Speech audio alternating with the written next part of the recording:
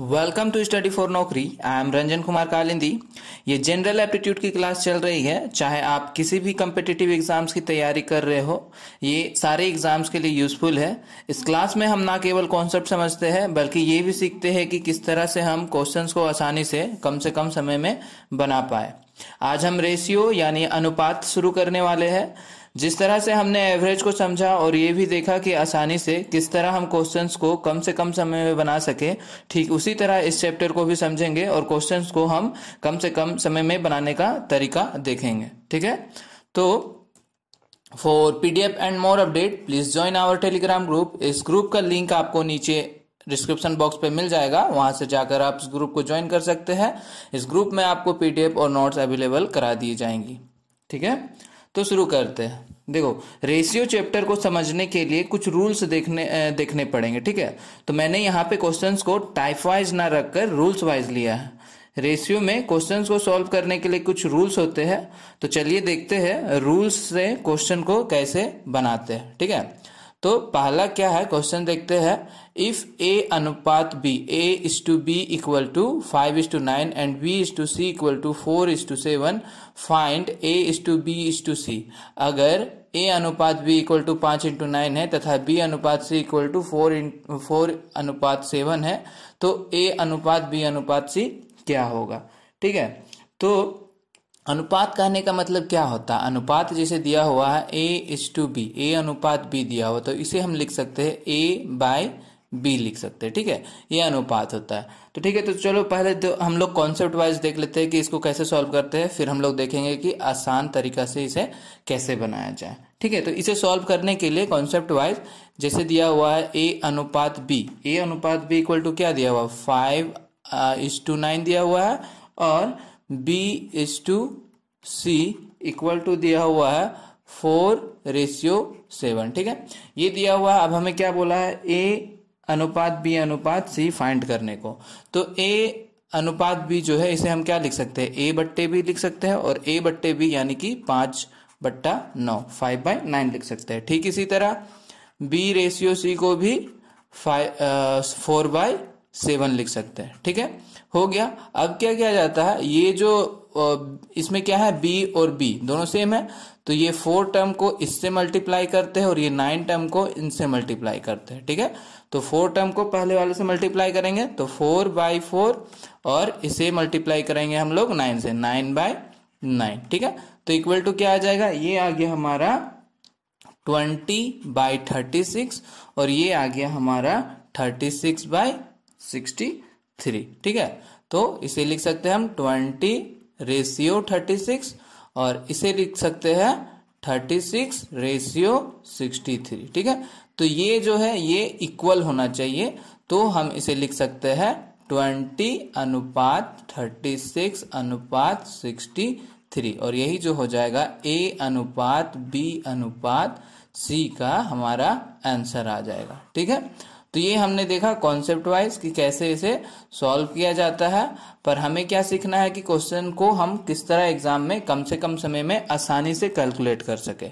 तो इसे आसानी तरीका से सॉल्व करते हैं हम लोग कैसे, वो देख लेते हैं पहले। ठीक है, तो इसे किस तरह से नॉर्मल सॉल्व करेंगे, क्या दिया हुआ है, a अनुपात b। ठीक है, a अनुपात b दिया हुआ है हमें 5:9, और b is to c equal to क्या है, 4:7। अब क्या है, हमेशा ध्यान रखना कि ये b यहाँ पर b है तो यहाँ पर भी b ही होना चाहिए। ठीक है, जो टर्म है वहां, यहाँ पे जो टर्म है वही टर्म यहाँ पर भी होना चाहिए। अब क्या करेंगे, अब इसे हम लिख लेते हैं इस तरह, a इज टू b और b इज टू c। ठीक है, अब यहाँ पे हम लोग करते हैं उल्टा n का कॉन्सेप्ट। ये उल्टा n बना दिए यहाँ पे। अब क्या करना है आपको कि ये उल्टा n हो गया, उल्टा n में इस तरह आपको इसमें मल्टीप्लाई करना होता है, यहाँ से इसे मल्टीप्लाई, इसे मल्टीप्लाई, इसे मल्टीप्लाई। कहने का मतलब क्या दिया हुआ है, 5:9 और इसका वैल्यू है 4:7। ठीक है, अब हमने क्या किया, यहाँ पे उल्टा n कर दिया। अब इसे इनसे मल्टीप्लाई, इसे इससे मल्टीप्लाई, और इसे इससे मल्टीप्लाई कर देना। तो 5 into 4 क्या हो जाएगा, 5 into 4 इक्वल टू 20 अनुपात 4 इंटू 9 इक्वल टू क्या हो जाएगा, 4 इंटू 9 इक्वल टू 36 और 9 इंटू 7 इक्वल टू 63। तो यही हमारा क्या आ गया, ए अनुपात बी अनुपात सी। ठीक है, समझ गए। तो देखो आंसर मैच कर गया। तो इस तरह से हम आसानी से बना सकते हैं। तो यहां से हमारा ये आंसर आ जाता है, ऑप्शन ए जो है वो राइट आंसर आ जाता है। ठीक है, समझ में आया। ठीक है, नेक्स्ट देखते हैं। नेक्स्ट इसी तरह का सवाल है। देखो क्या दिया हुआ है, a is to B equal to 5:7 and b is to C equal to 6:11 दिया हुआ। तो इसमें भी क्या बोला है, a is to B is to C को फाइंड करने बोला है। ठीक है, तो इसमें भी हम लोग सेम कॉन्सेप्ट करेंगे। क्या करेंगे, a इज टू बी दिया हुआ है और यहाँ पे क्या है, b इज टू सी है। इसका वैल्यू लिख देते हैं, क्या है 5:7 और यहाँ पे क्या हो जाएगा 6:11। अब क्या करना है, हमें उल्टा एन कर देना है। उल्टा एन कर दिए, अब इसे आपस में मल्टीप्लाई कर देना है। तो यहाँ से 5 इंटू 6 इक्वल टू क्या हो जाएगा, 5 इंटू 6 इक्वल टू हो गया 30 और 7 इंटू 6 इक्वल टू 42 और 7 इंटू 11 इक्वल टू 77। तो ये हमारा आ गया ए अनुपात बी अनुपात सी का आंसर। अगर कटता है आपस में तो काट देना है, नहीं कटा तो यही हमारा क्या हो जाएगा आंसर। देखा एक लाइन में किस तरह से सॉल्व हो जाता है। ये यहाँ से आ गया हमारा ऑप्शन बी जो है वो करेक्ट हो जाएगा। नेक्स्ट देखते हैं, इसी तरह का सवाल है। a is to B equal to 3:4 दिया हुआ है and c is to B equal to 9:8 दिया हुआ है। Then a is to c find करने को बोला है। a अनुपात b इक्वल टू 3:4 दिया हुआ है, c अनुपात b इक्वल टू 9:8 दिया हुआ है। तो बोला है a अनुपात c का वैल्यू क्या होगा। तो क्या होगा वो फाइंड करते हैं। इसे भी हम लोग उसी तरह करेंगे। हाँ, तो ये क्या है, a इज टू b दिया हुआ है और a इज टू बी दिया हुआ है और c इज टू बी दिया हुआ है। ठीक है, तो मैंने क्या बोला था, यहाँ का जो टर्म है, ठीक है, वो टर्म यहाँ पर भी होना चाहिए। ठीक, अगर यहाँ पे b है तो यहाँ पर भी b होता है। तो यहाँ पर तो c है, तो इसे हम क्या लिखेंगे, b इज टू c लिख लेंगे। ठीक है, ये हो गया। अब दोनों टर्म क्या हो गया, दोनों टर्म सेम हो गया। अब इसका वैल्यू लिख देते हैं। a अनुपात b इक्वल टू क्या है, 3:4 दिया हुआ है। उसी तरह b अनुपात c इक्वल टू क्या हो जाएगा, देखो c is to B equal to क्या लिखा हुआ था, c is to B equal to लिखा हुआ था 9:8। ठीक है, 9 था c के लिए, 8 था b के लिए। तो यहाँ पे b के लिए क्या हो जाएगा 8 और c के लिए 9। ठीक है, पलट जाएगा। ठीक है, अब इसे जैसे हमने सीखा है उस तरह से सॉल्व कर देते हैं। 4 8:9। अब क्या उल्टा एन कर देना है। उल्टा एन कर दिए और इसे आपस में मल्टीप्लाई कर देना है। तो यहां से मल्टीप्लाई कर देते हैं। 8 इंटू 3 इक्वल टू क्या हो जाएगा 24। हाँ ठीक है, और 8 इंटू 4 इक्वल टू क्या हो जाएगा 32 और 4 इंटू 9 इक्वल टू क्या हो जाएगा 36। तो ये क्या हो गया हमारा a is to B is to C हो गया। ठीक है, अब क्या करना है, अगर आपस में कटता है तो काट देना है, नहीं कटता है तो छोड़ दो। तो ये अब क्या करना है, इसे काटते इस तरह से मीन्स इसे डिवाइड किया जाता है। अगर एक ही किसी के टेबल से, सिर्फ एक ही टेबल से कट जाए तो तीनों को काट देना है। ठीक है, जैसे यहाँ पे हम लोग 2 से काटते हैं। चलो ये आएगा 12 बार में, ये आएगा 16 और ये हो जाएगा हमारा 18। फिर से कटेगा फर्दर, ये आ जाएगा हमारा 6 बार में, ये आ जाएगा 8 बार में, ये आ जाएगा 9 बार में। ठीक है, अब तो एक ही टेबल से नहीं कटेगा। तो हमारा a अनुपात b अनुपात c इक्वल टू आ गया 6 8 और 9। ठीक है, ये आ गया a अनुपात b अनुपात c। अब हमें क्या पूछा है a अनुपात c क्या होगा। तो a का वैल्यू क्या आया 6 और c का वैल्यू क्या आया 9। अगर फिर कट रहा है तो काट दो, ये कट जाएगा हमारा, आ जाएगा 2 और ये आ जाएगा 3। तो आंसर क्या आ गया a अनुपात c का 2:3 जो है हमारा आंसर आ जाएगा। ठीक है, तो इसी तरह सॉल्व करना है इजली, ज़्यादा कैलकुलेटिव नहीं बनाना है क्वेश्चन को। ठीक है, चलो तो आगे देखते हैं। आगे क्या है, रूल 2 आते हैं। वो फर्स्ट रूल था, फर्स्ट रूल को उसी तरह सॉल्व करना है। अब रूल 2 में क्या है, रूल 2 में है if a is to B equal to 4:3, b is to c equal to 2:3, c is to d equal to 1:2 और देन फाइंड करना है a is to B is to C is to D. ठीक है, a ratio b ratio c ratio d find करना है। ठीक है, तो ये फाइंड करना है। देखो इससे पहले हमने क्या देखा था, इससे पहले हमने देखा था कि हमें बोला जा रहा था A अनुपात B अनुपात C फाइंड करने। इसमें क्या था, 3 टर्म था, ठीक है। अब क्या बोला है, अब बोला है A अनुपात B अनुपात C अनुपात D, मतलब इसमें कितने टर्म हो गए, 4 टर्म हो गए, ठीक है। तो जब 3 टर्म वाला होगा तभी हमें क्या करना है, उल्टा n वाला कॉन्सेप्ट लगाना है, ठीक है। और जब 4 टर्म वाला होगा तो 4 टर्म वाला को किस तरह से आसानी से हम लोग सॉल्व करेंगे, चलो देखते हैं। सबसे पहले तो लिख लेना है A अनुपात B अनुपात C अनुपात D, हो गया। अब क्या है, सबका वैल्यू लिख दो। A अनुपात B इक्वल टू क्या है, A अनुपात B इक्वल टू दिया हुआ है 4 अनुपात 3, 4:3 दिया हुआ है। अब A का हो गया, इस लाइन को छोड़ दो यहाँ। अब क्या है, B और C, B:C दिया हुआ है कितना, 2:3, तो जस्ट इसके नीचे 2:3, ठीक है। उसी तरह C:D का क्या करना है, 1:2, C और D के जगह पे, हो गया। अब ये करने के बाद जहां पे रेशियो है वहां पे रेशियो लगा दो, यहाँ पर भी रेशियो है, यहाँ पर भी रेशियो आएगा, यहाँ पर भी रेशियो है, यहाँ पर भी रेशियो, हो गया। अब क्या करना है, अब देखो ये तो मैंने वैल्यू लिख लिया। अब वैल्यू लिखने के बाद अब जो ब्लैंक बचा हुआ है उस ब्लैंक में क्या करना है, यहाँ पे जो है, इस जगह पे जो है क्या है, यहाँ पे 3 है, तो ये फर्दर आगे शिफ्ट हो जाएगा। तो यहाँ पे हम 3 लिखेंगे, यहाँ पर भी 3 लिखेंगे, यहाँ पर भी 3 है तो ये भी फर्दर शिफ्ट हो जाएगा, 3, हो गया। अब क्या है, इस साइड पे क्या आएगा, यहाँ पे 1 है तो इस साइड ये 1 शिफ्ट हो जाएगा, ये 1 यहाँ पर भी आ जाएगा। यहाँ पे 2 है तो ये 2 यहाँ पर भी आ जाएगा, ठीक है। तो आसपास के जगह में जो है लास्ट में संख्या, उसी संख्या को आगे भी लिखना है।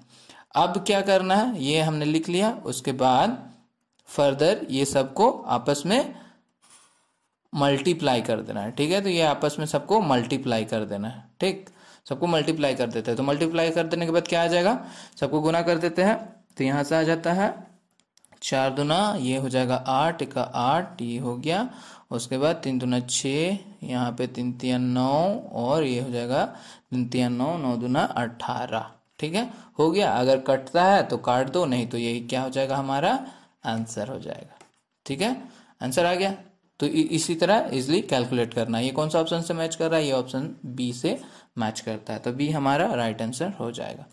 नेक्स्ट देखते हैं, चलो इसी रूल से बनाते हैं और एक क्वेश्चन। क्या दिया हुआ है, बोल रहा है अगर A अनुपात B इक्वल टू 2 अनुपात 3, B अनुपात C इक्वल टू 4 अनुपात 5 तथा C अनुपात D इक्वल टू 6 अनुपात 6 अनुपात 7 हो, तो A अनुपात B अनुपात C अनुपात D क्या होगा। सेम उसी तरह का कॉन्सेप्ट है। तो क्या करना है, सबसे पहले हमें तो लिखना है A B C और D, हो गया। अब क्या, जो वैल्यू है उसे लिख दो। तो क्या है, 2 अनुपात 3, B का क्या है, B और C का 4 अनुपात 5, और C और D का हो गया हमारा 6 अनुपात, हो गया। जहां पे रेशियो है वहां पे रेशियो का साइन लगा देना है। यहाँ पर भी रेशियो है, यहाँ पर भी रेशियो है, यहाँ पर भी रेशियो है, और यहाँ पर भी रेशियो, ठीक है। अब क्या करना है, जस्ट उसके बाद का जो नंबर है, जस्ट उसके बाद का जो नंबर है उसे फर्दर आगे भी लिख देना है। तो 3 यहाँ पे आ जाएगा, 3 यहाँ पे आ जाएगा, यहाँ पे 5 आ जाएगा, यहाँ पे 6 है तो यहाँ पे 6 आ जाएगा, यहाँ पर भी 6 आ गया, यहाँ पे 4 है तो यहाँ पे 4 आ जाएगा, ठीक है। अब क्या करना है, फर्दर सबको क्या कर देना है, आपस में मल्टीप्लाई कर देना है। तो मल्टीप्लाई कर देते हैं सबको, ये आपस में मल्टीप्लाई हो जाएगी। तो मल्टीप्लाई कर देते हैं, मल्टीप्लाई कर देने से क्या आ जा रहा है, 4 दूना 8, 8 छक्का 48, यहाँ पे हो जाएगा 48, और यहाँ पे हो गया हमारा 4 3 72, और यहाँ पे हो जाएगा 6 3 90 90, और यहाँ पे हो गया 15 7 105 आ जाएगा, ठीक है। तो ये कैलकुलेट करने के बाद आ जाता है कुछ इस तरह का वैल्यू। अब क्या है, अगर कटता है तो काट देना, नहीं कटता है तो इसे अगर हम 3 के टेबल से करें तो ये आपस में कट जाएगी। तो 3 के टेबल से काटते हैं इसे, तो ये कटने के बाद क्या आ जाएगा, ये आ जाएगा 16 बार में, ये चला जाएगा 24, और ये चला जाएगा 30, ये चला जाएगा 35, ठीक है। तो इस तरह से आ गया। अब फर्दर कटेगा, नहीं कटेगा, तो ये हमारा क्या हो जाएगी, आंसर, ठीक। तो ये जो है हमारा आंसर निकल के आ गया। तो ये कौन सा ऑप्शन से मैच कर रहा है, ऑप्शन ए से मैच कर रहा है, तो ऑप्शन ए जो है हमारा राइट आंसर हो जाएगा। नेक्स्ट देखते हैं फर्दर। अगला क्वेश्चन है, देखो उसी रूल पे है। A:B = 2:3 दिया हुआ है, B:C = 2:3 दिया हुआ है, C:D = 1.4 है, देन A:D पूछा है। ठीक है, तो सेम कॉन्सेप्ट है, सेम उसी तरह हम लोग अप्लाई करेंगे। A, B, C और D हो गया। अब क्या है, AB का वैल्यू दिया हुआ 2:3, BC का वैल्यू दिया हुआ 2:3 और CD का वैल्यू दिया हुआ 1:4 हो गया। अब क्या, जहां पे रेशियो है वहां पे रेशियो का साइन दे दो, रेशियो का साइन दे दो, यहाँ पर भी रेशियो का साइन दे दो, यहाँ पर भी रेशियो का साइन दे दो। ठीक है, अब क्या करना है, अब जो फर्दर वैल्यू है उसे, यहाँ पे 3 है तो यहाँ 3, यहाँ 3, यहाँ पर 3, 1, 1 और 2। ठीक है, ये था, तो ये आ गया। अब क्या करना है, अब फर्दर आपस में सबको मल्टीप्लाई कर देना है, तो मल्टीप्लाई कर देते हैं, आपस में सबको मल्टीप्लाई कर दिए, ये क्या हो जाएगा 4।